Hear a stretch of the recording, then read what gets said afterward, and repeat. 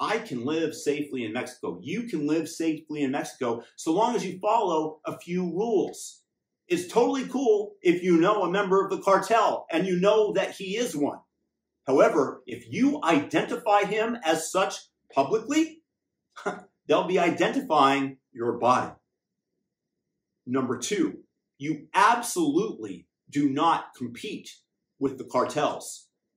When I first got to the area two plus years ago, there was a story of a Canadian who decided to deal marijuana with a Mexican partner. Soon after, the cartel abducted them both.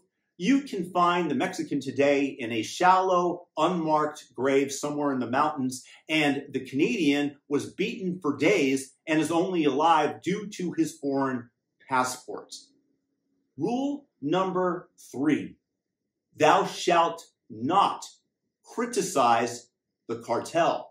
And I can tell you from firsthand knowledge because I was talking with a bar owner, formerly a Mexican, who discussed with me that because he had opened up the wrong business bar / nightclub, the cartel was taking most of his profits, if not all of them. And eventually he decided to close them down. Now, I made the mistake of openly stating that extortion of any type is wrong.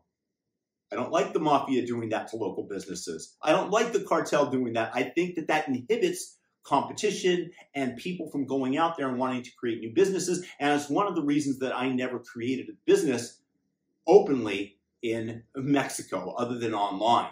I wanted to open up like a miniature golf place and a batting cage, but I decided it wasn't worth it because I did not want to deal with the mafia, with the cartel.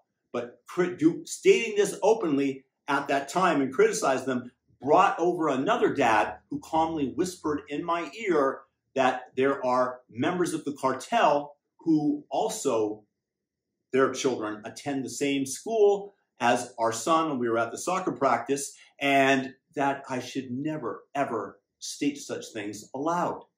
So you don't criticize the narcos. It's just a big no-no. Now, with that said, we have left Mexico, and I, although I'm not a big fan of their profit centers and some of the manners that they do business in, I also have to say that on behalf of everybody in Puerto Vallarta, thank you for being the big dog that keeps the peace. We all have to choose how we live, who we interact with, and there's always a trade-off. So at least there's that positive for the population of the area. But I hope that that explains a little bit about Mexico, why it's so safe, and why some people never want to go there because of the fear porn that the U.S. media has given them, when in fact, in reality, it's a really great place to be.